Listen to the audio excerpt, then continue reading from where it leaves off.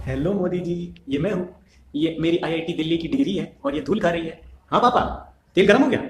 पकोड़े सेकूं आके? वैकेंसीज है, ये हम है और ये हमारी बेरोजगारी हो रही है। जी हाँ, वाह वाह, क्या बात है। मतलब पौरी पौरी हर जगह घुसेड़ रही हैं यार। यही हम इंडियन की खास बात है कि अगर किसी मीम को एक बार पा गए ना, और अगर वो मीम पाकिस्तानी हो तो क्या बात है फिर भाई। उसे इतना वायरल करते हैं ना, इतना वायरल करते हैं कि उसका बुखार हफ्तों नहीं महीनों तक चढ़ा रहता है। तो यार पिछले 4-5 दिनों से ना मैं ट्विटर पे लगातार हूँ, बार बार ये खोल के चेक कर रहा हूँ कि ट्रेंडिंग नंबर 1 पे क्या चल रहा है। तो यार इसी 4-5 दिनों में मैंने पाया ना कि बहुत कुछ बदलाव हो रहा है ट्विटर पर। कभी मोदी रोजगार दो, कभी मोदी जॉब दो, तो कभी ट्रेंड होता है मोदी गर्लफ्रेंड दो। वाह वाह, क्या बात है। मतलब ये ट्रेंड कराने वालों को भी सोचना चाहिए कि जिस आदमी के पास खुद ही कोई नहीं है, वो आदमी अभी तक सिंगल है, वो दूसरों को गर्लफ्रेंड कैसे दे सकता है यार। कौन है ये लोग? कहां से आते हैं ये? कल मैं ट्विटर पे जाकर के ट्वीट पे ट्वीट कर रहा था कि तभी अचानक से मेरे सामने एक ट्वीट फ्लैश हुआ जिसमें लिखा था कि मोटेरा क्रिकेट स्टेडियम का नाम बदल करके मोदी स्टेडियम नहीं, नरेंद्र मोदी स्टेडियम रख दिया गया है। तो तुरंत मैंने अपने फोन को 4 मीटर दूर फेंका और नोट करने बैठ गया कि क्या पता आने वाले एसएससी के एग्जाम में यही क्वेश्चन पूछ ले। कि तभी पीछे से मेरा भाई आके मुझे एक चमाट लगाया और बताया कि साले नोट करके क्या करेगा, क्योंकि वैकेंसियां तो ऐसे भी नहीं आ रही हैं। भाई साहब कुछ ज्यादा नहीं हो गया ये? मतलब कुछ भी। तो अगर तुम उन लोगों में से हो जिन्हें सच में नहीं पता कि इस समय सोशल मीडिया पे क्या चल रहा है, तो एक काम करो, अपने घर के आसपास किसी पेड़ पर जाओ और चमगादड़ की तरह उल्टे लटक जाओ, क्योंकि धरती पे रहना बेटा तुमसे ना हो पाएगा। तो बाकी सारे लोग आओ यार मिल करके इस बेरोजगारी पर चर्चा करते हैं, क्योंकि अगर तुम बेरोजगार हो ना तो मैं भी बेरोजगार हूँ, और मैं इतना ज्यादा बेरोजगार हूँ ना कि अपनी आधी जवानी काटने के बाद पकौड़े तलने की दुकान चलाने की सोच रहा हूँ। लेकिन साला गैस सिलेंडर का दाम देखते ही पकौड़े का ख्याल दिमाग से उतर करके पेट में चला जाता है और फिर गांठ के रास्ते बाथरूम में निकल जाता है। फिर सोचता हूँ यार कि कुछ और काम किया जाए।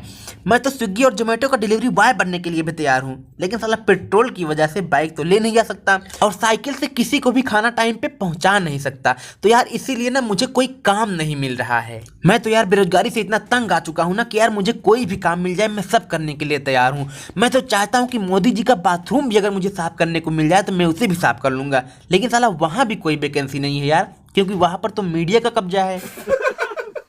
तो अब देखो यार, तुम लोगों में से कुछ मीडिया प्रेमी भी होंगे जिन्हें लग रहा होगा नहीं ये गलत बात है, मीडिया थोड़ी ना ये काम करता है। तो नहीं भाई, तुम लोग गलत हो, क्योंकि मीडिया का यही काम है और इसी बात का तो उन्हें पेमेंट मिलता है। जब किसी भी देश की आधे से ज्यादा जनता बेरोजगार हो तब यार लोग पैसों के लिए कुछ भी कर सकते हैं, और इस बात में तो इंडियन मीडिया नंबर 1 पे है, क्योंकि उसे टाइम टू टाइम पेमेंट मिलता ही रहता है। 70 साल में पिछली सरकारों ने बनाया था, जो बनाया था वो आप बेच रहे हैं।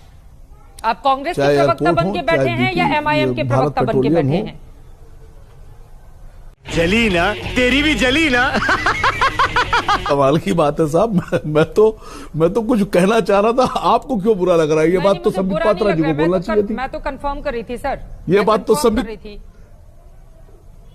नहीं ये बात नहीं, मैंने जानबूझ के बोला था। मैं देखना चाह रहा था कि यहाँ बीजेपी का प्रवक्ता कौन है। और अगर कभी पेमेंट लेट हो जाए ना तो यार यही लोग सरकार को भी डंडा कर देते हैं। पेट्रोल और डीजल के दाम देश भर में बढ़ रहे हैं। कहीं पेट्रोल 100 के पार है, कहीं 100 के कुछ नीचे है, लेकिन है बिल्कुल आसपास ही। जनता त्राहिमाम कर रही है, टंकी फुल कराने पर जेब खाली हो रही है, लेकिन सरकार पर कोई असर नहीं पड़ा। मानो सरकार ने पेट्रोल और डीजल के सहारे ही अपना सारा खजाना भरने का फैसला कर लिया हो रहा है। विपक्ष पिछले कई हफ्तों से लगातार इस महंगाई के खिलाफ सड़कों पर है, लेकिन सरकार पर कोई फर्क नहीं पड़ा है।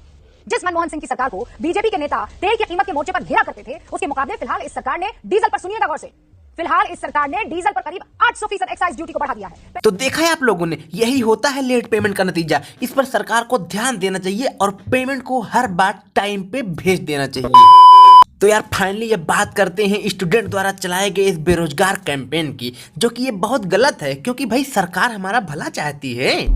चुप, बिल्कुल चुप। क्या नहीं चाहती? देखो यार, सरकार हमारा भला चाहती है।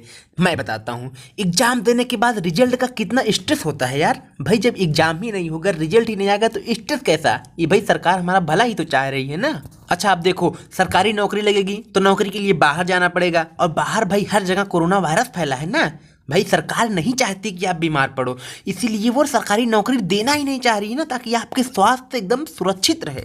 और अगर मान भी लेते हैं कि आपको सरकारी जॉब लग भी गई, जो कि इतना ज़्यादा मुश्किल है जितना राहुल गांधी को पीएम बनना, लेकिन फिर भी मान लेता हूं कि आप सरकारी नौकरी पा ही गए, उसके बाद भाई जब आप ड्यूटी पर जाने के लिए ट्रेवलिंग का इस्तेमाल करेंगे, जो कि बहुत कॉस्टली हो गया है पेट्रोल महंगे होने की वजह से, तो भाई उसका आपके जेब पर भी तो असर पड़ेगा ना। ये गवर्नमेंट नहीं चाहती है भाई कि आपका जेब हल्की हो जाए।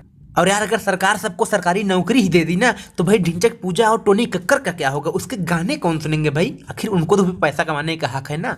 तो भाई मुझे लगता है कि सरकार ये सब सोच समझ के ही कर रही है, इसीलिए वो सरकारी नौकरी नहीं दिलाना चाहती। क्योंकि भाई अगर सरकारी नौकरी लगेगी तो भाई दफ्तरों में लोग घूस लेना सीख जाएंगे।